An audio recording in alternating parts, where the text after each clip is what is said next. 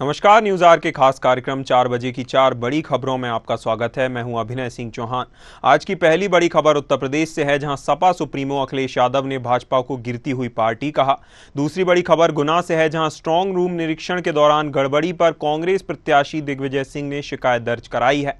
तीसरी बड़ी खबर मध्य प्रदेश की राजधानी भोपाल से है, जहां इस वर्ष 2019 से लगभग 5% कम मतदान हुआ है। और चौथी बड़ी खबर छत्तीसगढ़ से है, जहां चुनाव परिणाम आने से साथ ही सियासी हलचल तेज हो जाएगी। तो चलिए शुरू करते हैं 4 बजे की 4 बड़ी खबरें।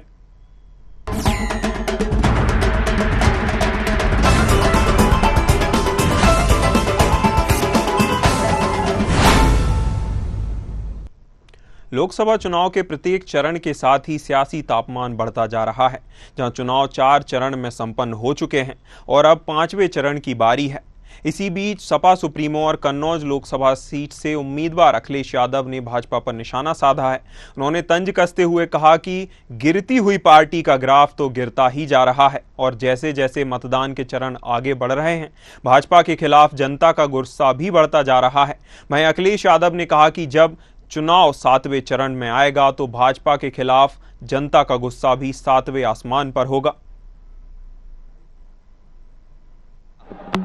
नौजवानों को नौकरी रोजगार छीन लिए, महंगाई बढ़ा दी, पेपर लीक करा दिए, झूठे इन्वेस्टमेंट मीटिंग दिखाई। गिरती हुई पार्टी जो जिनका ग्राफ गिरते हुए चला जा रहा है, गर्त में गिरेगा जाके।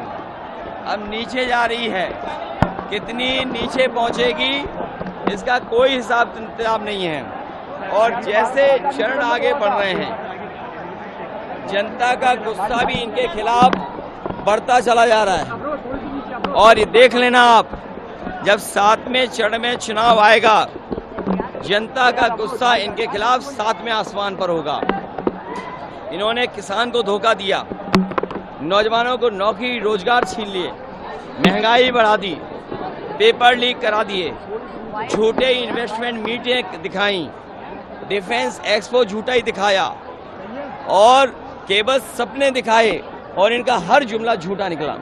देखिए, न केवल एनएच बल्कि बुंदेलखंड के किसान को न पानी का इंतजाम, न उनकी फसल की खरीद का इंतजाम, बिजली महंगी, डीजल महंगा, यहाँ के किसानों को त्रस्त कर दिया है, दुखी कर दिया है और राशन के नाम पर धोखा। इसलिए बुंदेलखंड के लोग इनके खिलाफ मतदान करने जा रहे हैं। बुंदेलखंड के लोग ये पहचानते हैं कि उनका राजनीतिक दुश्मन कौन है। इस चुनाव में बुंदेलखंड के लोग भारतीय जनता पार्टी का अहंकार को खंड खंड खंड करके विदा कर देंगे।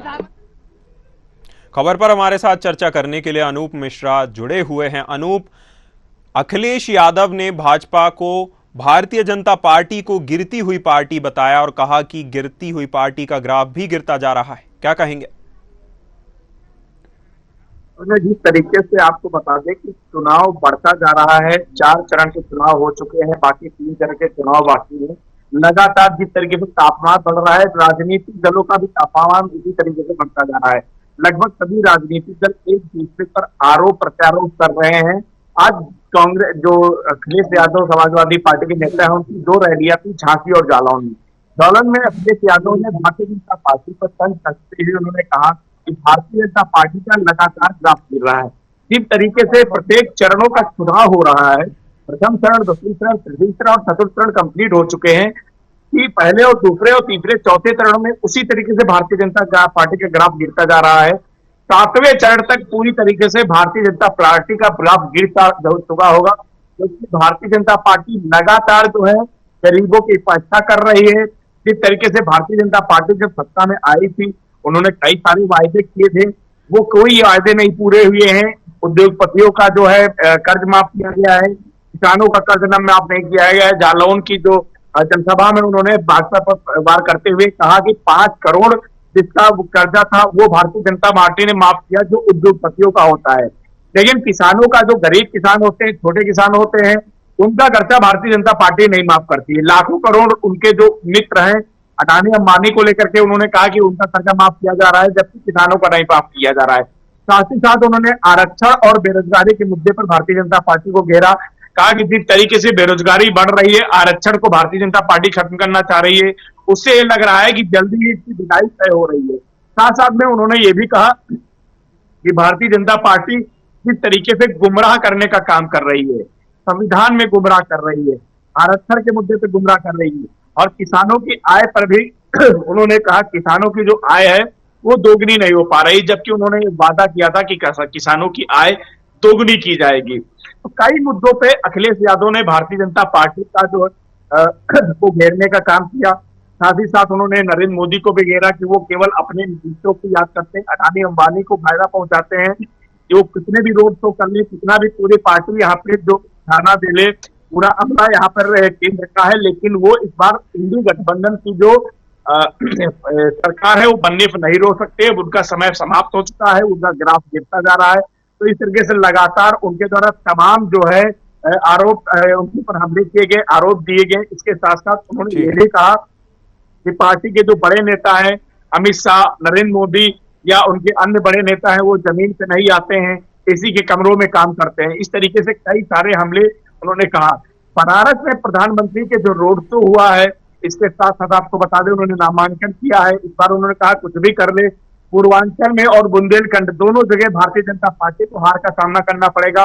बुंदेलखंड की धरती ने हमेशा भारतीय जनता पार्टी को झोली भर भर के वोट दिए, लेकिन भारतीय जनता पार्टी ने बुंदेलखंड के लोगों के लिए कुछ नहीं किया।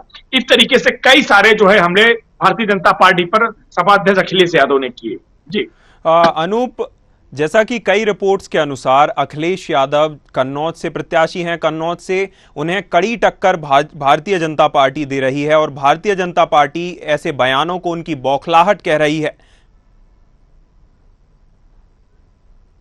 जी बिल्कुल, देखिए कन्नौज चूंकि वर्तमान में कह सकते भारतीय जनता पार्टी की जो सीट रही है, लेकिन इससे पहले की बात करते हैं तो भारतीय अखिलेश यादव के परिवार की वो सीट रही है, परंपरागत सीट रही है। एक दो बार वहां पर 3 बार अखिलेश यादव वहां के सांसद रहे, डिम्पल यादव वहां के सांसद रहे।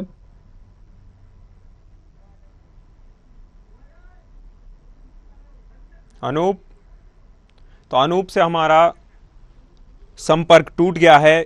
खबर उत्तर प्रदेश से है, जहां लोकसभा चुनाव के प्रत्येक चरण के साथ ही सियासी तापमान बढ़ता जा रहा है।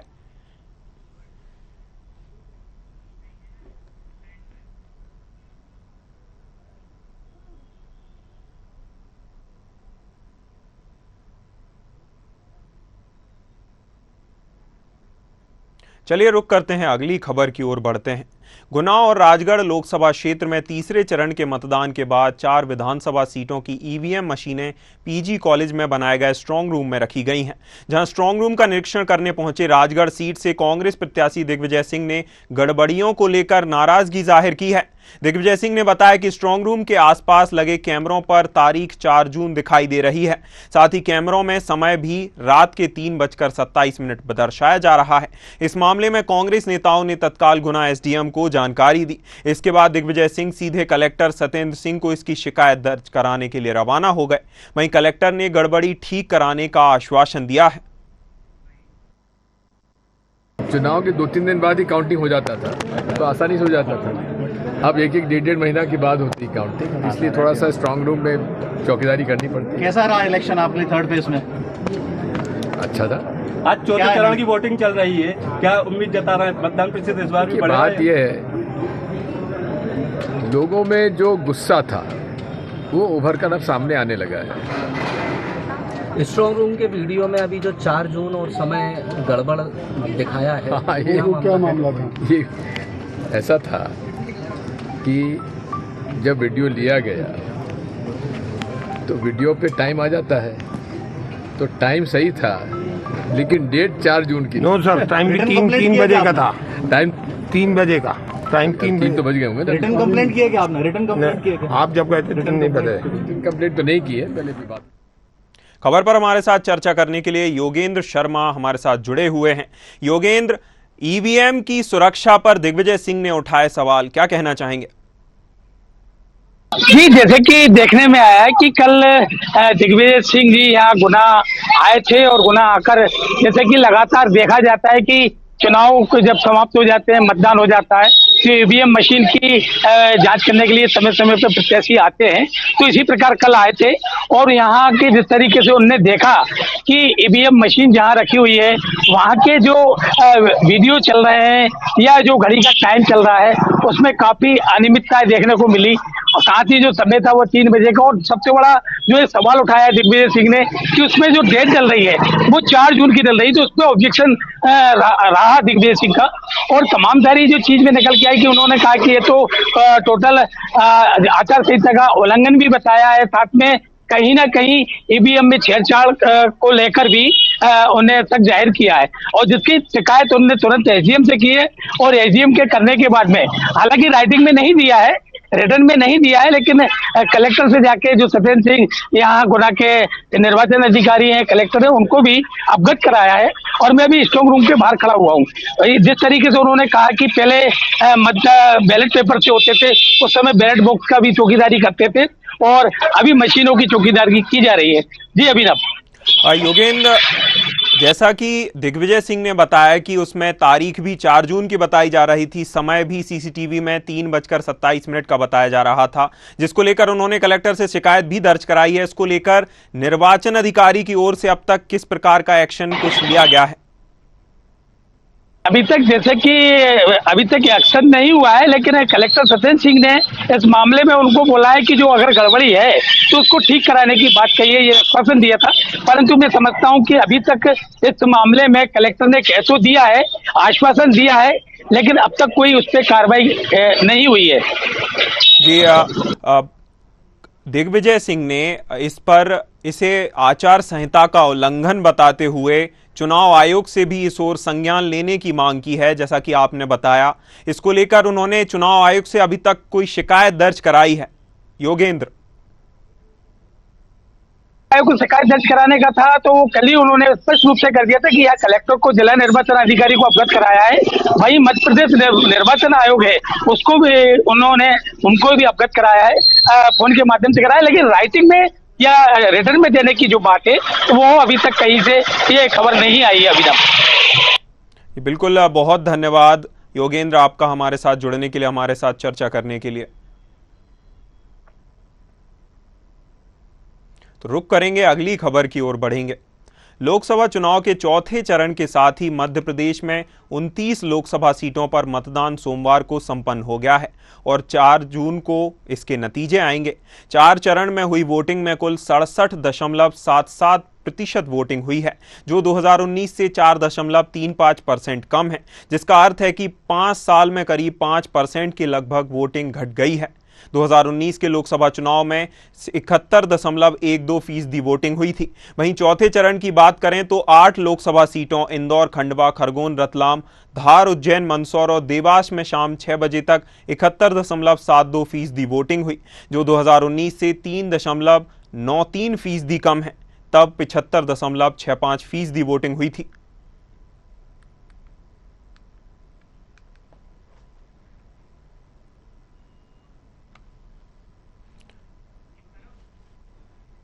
लोकसभा चुनाव के चौथे चरण के साथ ही मध्य प्रदेश की सभी 29 लोकसभा सीटों पर चुनाव संपन्न हो गया है, जहां 4 चरणों में हुई वोटिंग के कुल 67.77% वोटिंग हुई है, जो 2019 से 4.35% कम है, जिसका अर्थ है कि 5 साल में करीब प्रदेश भर में 5% वोटिंग घट गई है।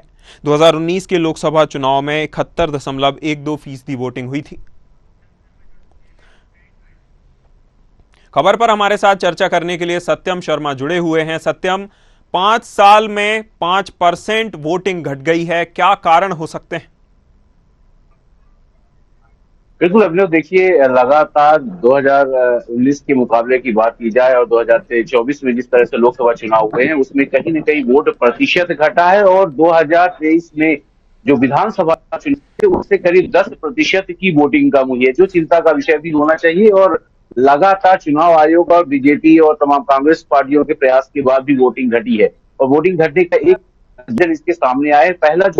पहले चरण की बात करें और दूसरे चरण की बात करें तो 8 से 9% की वोटिंग कम हुई थी, जो उसके बाद तीसरे फेज में जब चुनाव हुए तो 2019 के मुकाबले लगभग वोटिंग प्रतिशत बराबर रहा। लेकिन चौथे चरण के में 9-4% की, जिस तरह 4% की कमी आई है, माना यह जा रहा है कि कहीं न कहीं मतदाता मतदान केंद्रों पर जाने से रुके हैं। आप देखिए, एक आंकड़ा जो बोलता है कि जहां जहां चुनावी मैदान वोट प्रतिशत बढ़े हैं, जहां पर नेताओं की छवि थोड़ा सा धूमिल थी, वहां वोटिंग प्रतिशत घटा है। राजगढ़ की बात करें तो राजगढ़ में पूर्व सीएम दिग्विजय सिंह के चुनावी मैदान में आने के बाद यहाँ पर 77% वोटिंग हुई है। वहीं छिंदवाड़ा की बात करें तो कमलनाथ के पुत्र जो है नकुलनाथ, वो चुनावी मैदान में थे, तो ऐसे में 79% वोटिंग वहां करीब हुई है। और सबसे कम वोटिंग की बात करें तो ओवरऑल जो वोटिंग हुई है, रीवा में 49% वोटिंग हुई है। और विधानसभा चुनाव का कंपेयर करके अगर देखें तो जो दमोह है, दमोह में 20% करीब कम वोटिंग हुई है।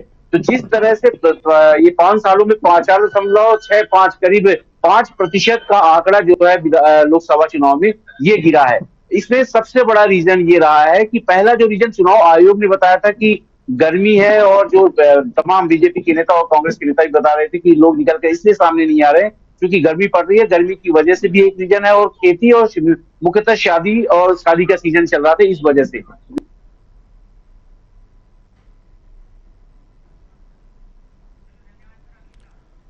बिल्कुल, सत्यम से हमारा संपर्क टूट गया है। बहुत धन्यवाद सत्यम आपका हमारे साथ जुड़ने के लिए, चर्चा करने के लिए। रुक करेंगे, अगली खबर की ओर बढ़ेंगे। लोकसभा चुनाव परिणाम के बाद छत्तीसगढ़ में राजनीतिक हलचल तेज हो जाएंगी, जहां साय सरकार के मंत्रिमंडल में विस्तार के साथ ही कई राजनीतिक नियुक्तियां भी शुरू हो जाएंगी। इनमें सबसे पहले निगम मंडल और आयोगों में नियुक्तियां की जाएंगी। विधानसभा और लोकसभा चुनाव के दौरान पार्टी संगठन के कामकाज में अपनी महत्वपूर्ण भूमिका निभाने वाले पदाधिकारियों को इसमें महत्व दिया जाएगा। सरकार से जुड़े सूत्रों का कहना है कि नियुक्तियों में क्षेत्रीय और जातिगत समीकरणों का पूरा ध्यान रखा जाएगा। दरअसल छत्तीसगढ़ में बीजेपी की सरकार बनते ही कांग्रेस सरकार के 21 निगम मंडल और आयोगों के अध्यक्ष समेत 32 नेताओं की नियुक्तियां रद्द कर दी गई थी। वहीं कुछ पदाधिकारियों ने भूपेश बघेल के मुख्यमंत्री पद से इस्तीफा देने के बाद अपना चेयरपर्सन पद भी छोड़ दिया था।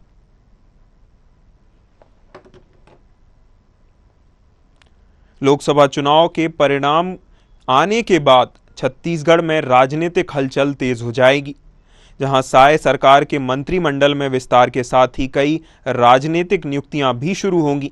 इनमें सबसे पहले निगम मंडल और आयोगों में नियुक्तियां की जाएंगी। बता दें कि विधानसभा और लोकसभा चुनाव के दौरान पार्टी संगठन के कामकाज में अपनी महत्वपूर्ण भूमिका निभाने वाले पदाधिकारियों को इसमें महत्व दिया जाएगा। सरकार से जुड़े सूत्रों का कहना है कि नियुक्तियों में क्षेत्रीय और जातिगत समीकरणों का पूरा ध्यान रखा जाएगा। दरअसल छत्तीसगढ़ में बीजेपी की सरकार बनते ही कांग्रेस सरकार के 21 निगम मंडल और आयोगों के अध्यक्ष समेत 32 नेताओं की नियुक्तियां रद्द कर दी गई थीं। वहीं कुछ पदाधिकारियों ने भूपेश बघेल के मुख्यमंत्री पद से इस्तीफा देने के बाद ही अपना चेयरपर्सन पद छोड़ दिया था। खबर छत्तीसगढ़ की राजधानी रायपुर से है, जहां लोकसभा चुनाव परिणाम आने के बाद छत्तीसगढ़ में राजनीतिक हलचल तेज हो जाएगी। आपको बता दें कि लोकसभा चुनाव के तहत छत्तीसगढ़ की सभी 11 सीटों पर छत्तीसगढ़ में लोकसभा चुनाव संपन्न हो गए हैं, जहां साय सरकार के मंत्रिमंडल में विस्तार के साथ ही चुनाव परिणाम आने के बाद राजनीतिक नियुक्तियां भी शुरू होंगी। इनमें सबसे पहले निगम मंडल और आयोगों में नियुक्तियां की जाएंगी। विधानसभा और लोकसभा चुनाव के दौरान पार्टी संगठन के कामकाज में अपनी महत्वपूर्ण भूमिका निभाने वाले पदाधिकारियों को इसमें महत्व दिया जाएगा। सरकार से जुड़े सूत्रों का कहना है कि नियुक्तियों में क्षेत्रीय और जातिगत समीकरणों का पूरा ध्यान रखा जाएगा। दरअसल छत्तीसगढ़ में बीजेपी की सरकार बनते ही कांग्रेस सरकार के 21 निगम मंडल और आयोगों के अध्यक्ष समेत 32 नेताओं की नियुक्तियां रद्द कर दी गई थीं। वहीं कुछ पदाधिकारियों ने भूपेश बघेल के मुख्यमंत्री पद से इस्तीफा देने के बाद ही अपना चेयरपर्सन पद छोड़ दिया था।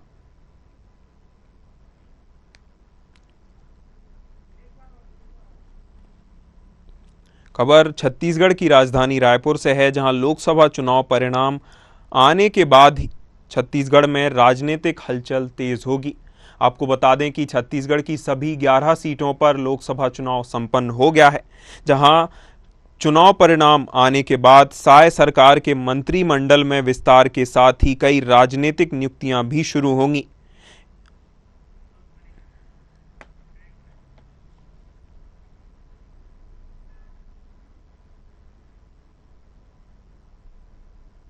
चार बजे की 4 बड़ी खबरों में फिलहाल इतना ही। न्यूज़ आवर पर खबरों का सिलसिला लगातार जारी है। नमस्कार।